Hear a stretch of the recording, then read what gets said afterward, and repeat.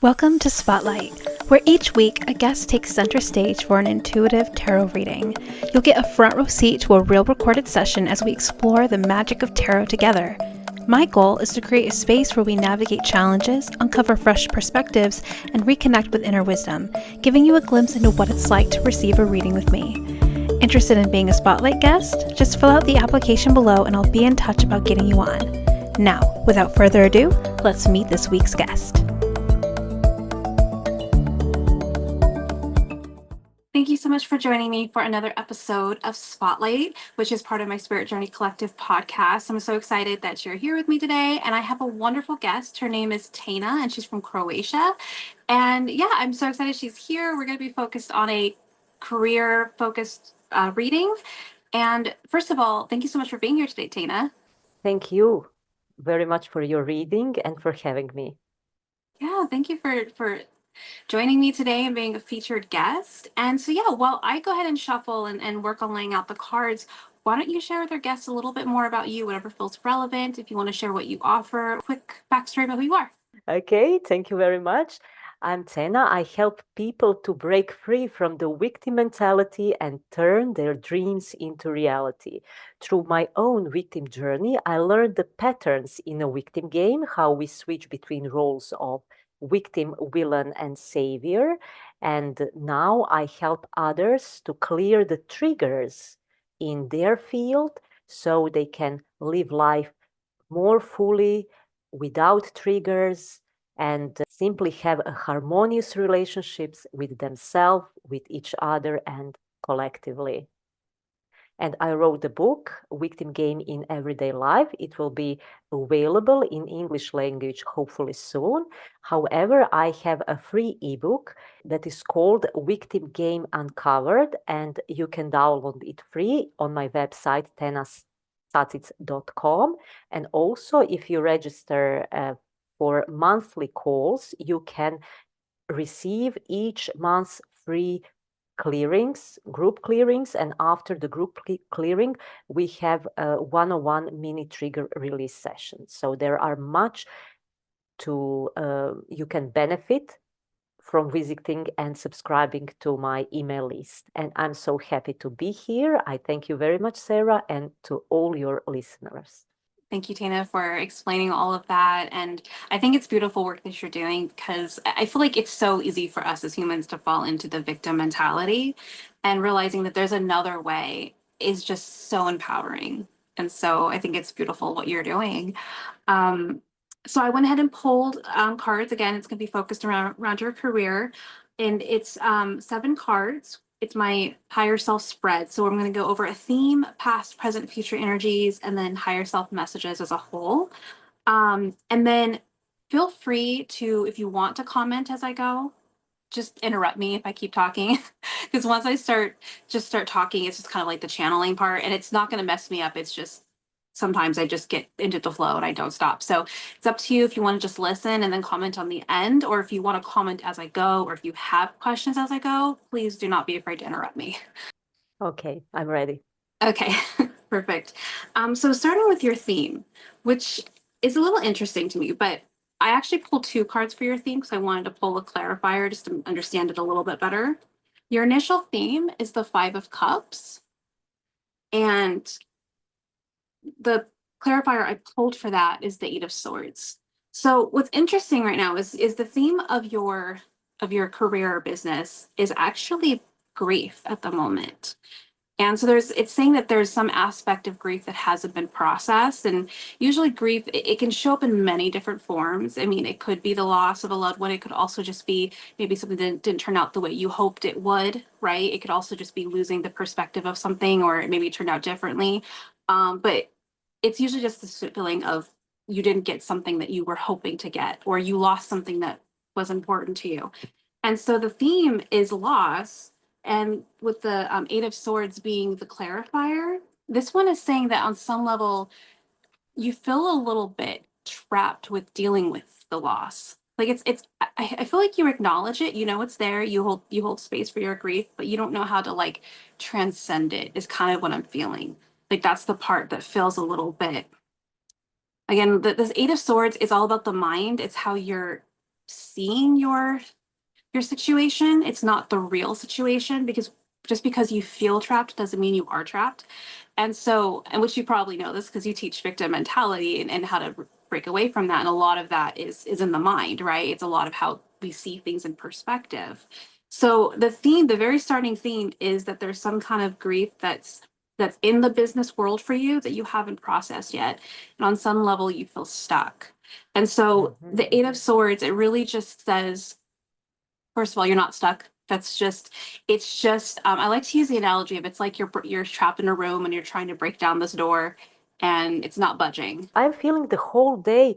It may be, yeah, it's grief, but it's kind of grief, you know, just like the leaves are falling down and just you I'm getting just relax and allow inner guidance, allow flow to lead you.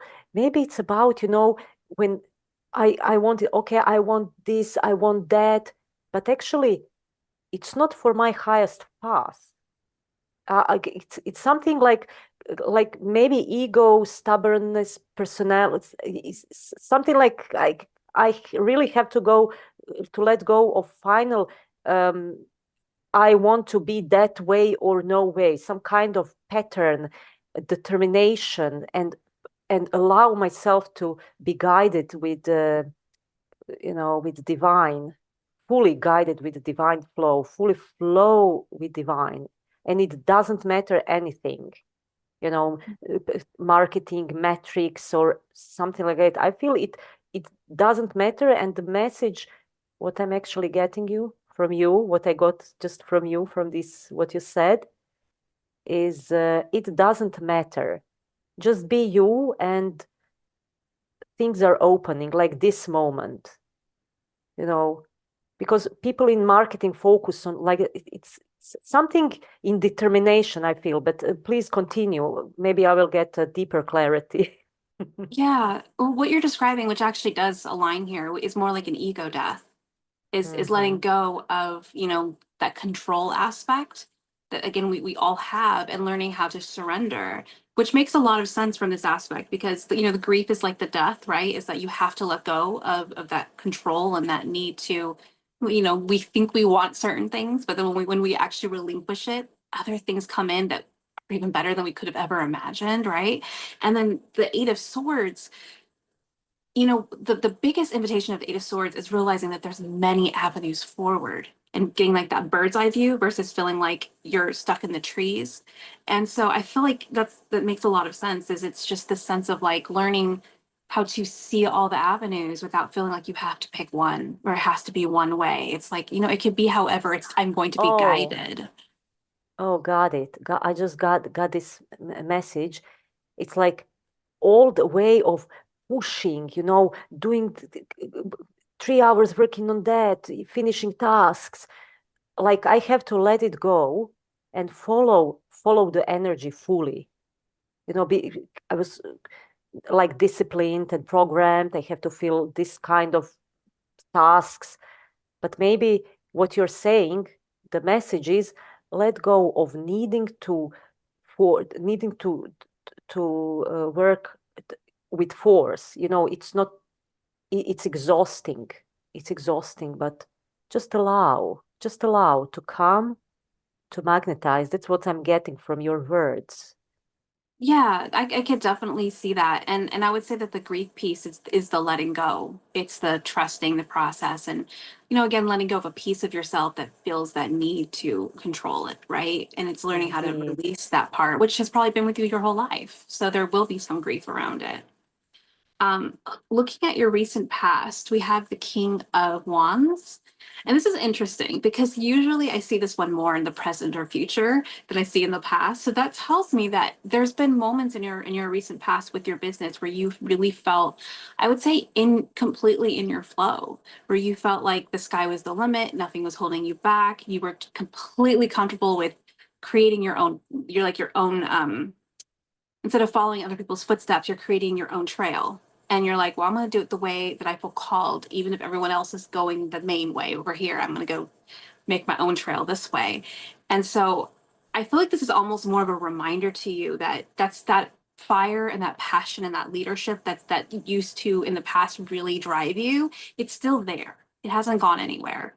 And so I feel like this is just reminding you, like, remember the time that you felt like you were in that surrender place where you didn't have to, because I'm kind of feeling, especially when you're mentioning like marketing and all the different things, like those are like they feel like the kind of like the have tos for us entrepreneurs, right?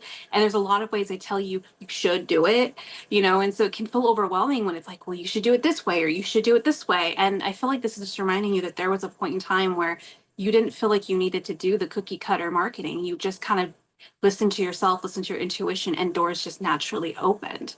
So I feel like there might have been a part of you that kind of got drawn back into the marketing trap, so to speak, of, well, you should do it this way to get successful. And you kind of lost that, not lost it because it's still there, but you kind of like lost sight of the part of you that just listened to your own intuition and just paved your own trail. Yeah, yeah. But mainly I listen to my intuition, and I easily get excited around something. Hmm. And then, okay, so it's reminder, listen to your intuition. Yeah, Yeah. absolutely. Mhm. And so your present card, which I absolutely love, is the Six of Wands. And so this one is just, it's a reminder that you don't have to, like, as far as your worth, as far as like taking time to celebrate yourself and honor yourself, remember that you don't have to earn that. Remember that that's just something that's just your birthright to celebrate and honor yourself, whether you reach certain goals or not, whether you get out of bed that morning or not. Like, you are worthy of celebrating and honor yourself as you are without conditions. And so, especially with, the Eight of Swords and your theme, along with the grief, I feel like there's definitely like this part of you that's almost bought into this idea of, okay, so I have to do this, like the checklists, like I have to do this and this and this and this and this, and then I can celebrate myself. And it's like, no, you can celebrate yourself as you are right now, unconditionally, because you're here, you exist simply because you exist. And so I feel like that's almost tying back into that intuition part, because when we lose sight of like not just our why, because I feel like you know what your why is. It's more like when you lose sight of like your inner fire, it's kind of like you kind of put on the back burner, like, oh, I have to earn it. And higher self's like, no, no, bring that back up here. You don't have to earn that. You just you just get to celebrate yourself as you are. And when you're able to do that, then I think your intuition is wide open at that point, because you're already trusting yourself, because you're already like your self-love is right there on the like front and center, if that makes sense. Yes, and I also feel lately, but particularly this summer, I felt the residues of a victim game is showing me. Like this morning, I told myself, okay, wake up at, let's say, 8 a.m. It's evening in my place. And then I just wanted to lay down, to enjoy the morning in my bed. And I sensed here a little like a guilt. Okay, and I just said, oh, these residues of this victim game, of this punishing, you're not doing what you should supposed to do. So what I'm getting from your reading is that really that the tiniest residue of victim game is really ready to be released, and to that I'm ready to be in my flow, in my relaxation, and trusting 100% that everything is just as it should be. Like Yeah. this conversation. And so that's what I got from this grief. Like this old patterns, old self is still wants to hold. And now, okay, I love you and you can go. It's okay to go. Wow. Yeah. Yes. And you know what? That perfectly leads us to the future cards, because it almost is like doubling down on that message for you. So your near future card is the moon, and your higher self message to the near future card is the Eight of Cups reversed. So the moon is all about surrender. That's like the biggest surrender card. It's a walk of faith. It's knowing it's basically going on a walk in the moonlight where you only have the moonlight to guide you, which means you can only see a couple feet in front of you. But you're still walking because you're trusting that something else is guiding the moonlight for you, and you're trusting you're not going to walk off a cliff. Like you're just like, okay, something bigger has my back. And so I don't understand what's happening. I don't understand where I'm going, but I'm going to trust that whatever higher power I believe in is going to get me there. And so I feel like that's like what you're being kind of invited to step into is more of that surrender, which we've kind of already touched on since the beginning of the reading. So the higher self message, I mean, yeah, the higher self message to the near future being the Eight of Cups reversed. This is very similar to that grief card. Very similar. It's so grief is more about processing the grief, whereas Eight of Cups is more about the conscious decision to leave something behind because something better is waiting for you. And it is reversed, which means there is a part of you that's kind of clinging on to that.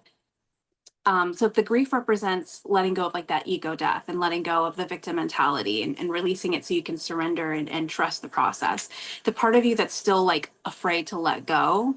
And there's some emotional investment in it too, because the cups, that's all about emotions. And so there's an emotional investment too, probably that guilt to that victim mentality. And it's like, I know it sounds counterintuitive, but most of us have used that victim mentality and it has been like our best friend for most of our lives. So even if it's not, even if it's not productive, there's still almost like because a lot of the times it was a coping mechanism, right? So there's still kind of a emotional attachment to it, even if you've chosen, I know this isn't good for me anymore. So I feel like it's saying that, the biggest invitation is to surrender and to lean into letting go, lean into emotionally releasing. Exactly what I experienced this summer as well. I had a lot of insights with my friends. They're my mirrors. They're showing me if I feel triggered by someone, then it's something that needs to be released. And I noticed holding on to story and not being able to let it go. And okay, I let it go, and now I think what I'm getting, it's time to really, honestly, 100% let go of old stories of you being hurt, being whatever, in relationship. We had many this kind of entanglement. Just let go of old stories. Don't hold it second more than it comes and go. So what I'm getting, what you're telling me with this card, it's to be fully transparent, like just things are going through me, not holding on to anything, whether it is good or it is bad. It doesn't matter. Just okay, it is, so let it go, not being attached to outcomes, to people, to what will happen next, not being attached to success stories, not being attached to anything. I think that's the message you you were actually reflecting to me about being fully transparent and really let go of all attachments. Yeah. Breathe in and breathe out. Don't hold. Don't like this.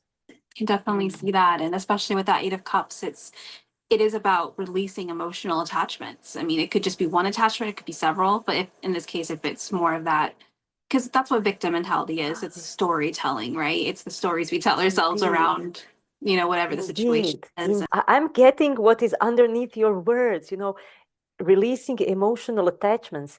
If people in my presence, like I do clearings, have a beautiful revelation, whatever, it's not about you. It's not you who is doing that. You're just a channel, and your job is to be a clear channel, to heal, to clear all these residues, this trauma, this stuck energy. That's the only thing you need to do. And if people are getting that result, it's not on you. And also, if people are not getting results, it's not because of you.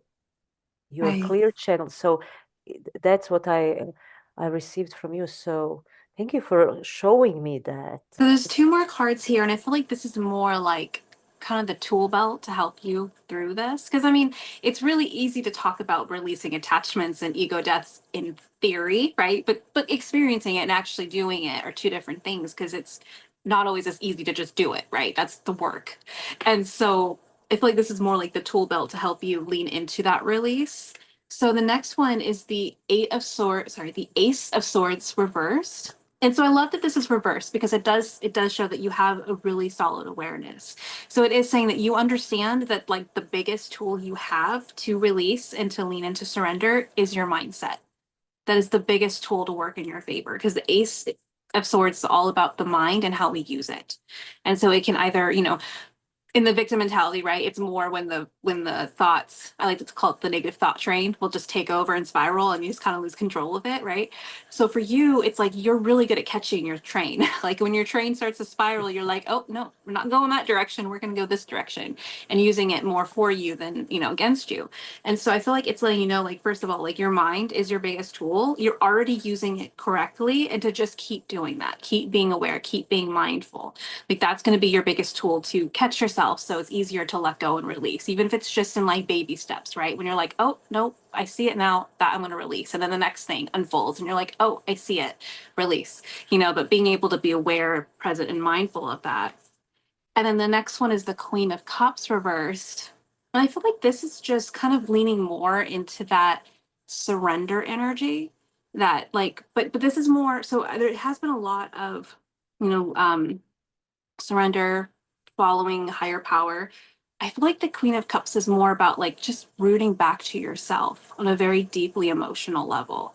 So the Queen of Cups, she is a beautiful guide. She's like a natural empath. People kind of see her almost as like a mother figure.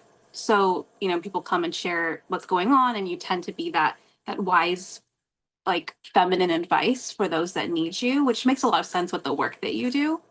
And so when it's reversed, it's just saying that you're doing that for everyone else, but you're not fully taking the time to do that for you. So the way that you are there for others, you need to start being there for you. And that starts with like getting really rooted in your own emotional Ah, capacity. got it, got it. Exactly what I became aware like maybe 2 or 3 days, maybe a week ago. My main role was savior role. Okay, we switch between savior, villain, victim. But I noticed that in relationship with my friends, when I they didn't ask me, let's say they are talking about something, maybe they need help, and I offered, but I was not invited. So what I learned, just hold your energy. Don't go into don't go where you are not invited. And what I'm getting, what you were saying, it's become aware of that subtle energetic taste if someone field is inviting me or not inviting me. Maybe if you feel someone, and it may sound like they ask you for advice, but the energy is no, no, no, I'm not ready to hear it. In that case, I have to practice, and you correctly reminded me. Thank you. Uh, Practice discernment. Practice and don't waste your life energy where you are not invited because you are wasting your energy. But just be quiet. Just observe. Be in your observer mode.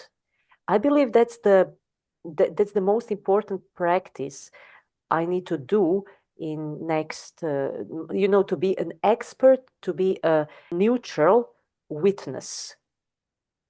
Just to feel that energy, to feel if the field is inviting me to speak or to be quiet, to keep that silence and not to be afraid of silence, not to jump. By the way, this Friday I have this free call and the topic is let's clear fear of silence, because sometimes I notice in my life, when there is an awkward silence, I often need to jump to save the silence, not to be in that, when people feel silence not pleasant. That's a topic, and that's what you showed me. Practice neutral witnessing, and feel when you are invited and when you are not invited. It's just a subtle stuff. Yeah, so that makes a lot of sense. And that kind of Yeah. that protecting your energy and your emotional capacity. I would say the only other aspect to that is also making space for your own self-care to also make sure, because there could also be times where maybe you feel called to step in and give out your energy, but are you replenishing it on your side as well?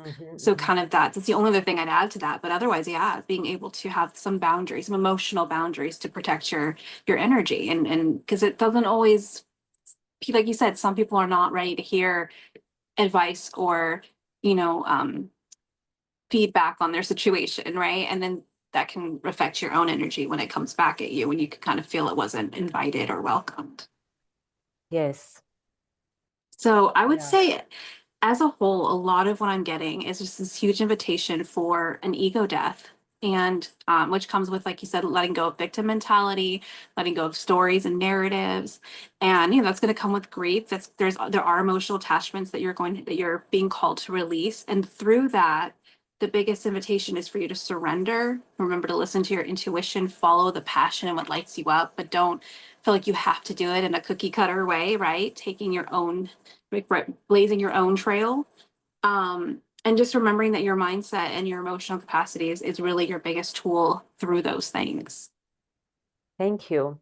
You just said what I what sounds very familiar and what my topics this summer was. So I'm just receiving reflection. So thank you for reminding me that I'm on the right path. Thank you for that. And to You remind so me what's my next steps to take care of myself and my energy and to be authentic. That's basically what I understood from your words. Yeah, that's a lot. Yeah, that's exactly what it is. So again, thank you so much for taking the time to be featured on my podcast, and I'm just so excited we got to connect. And yeah, thank you for being here. Thank you very much for having me and for giving me such a wonderful reading.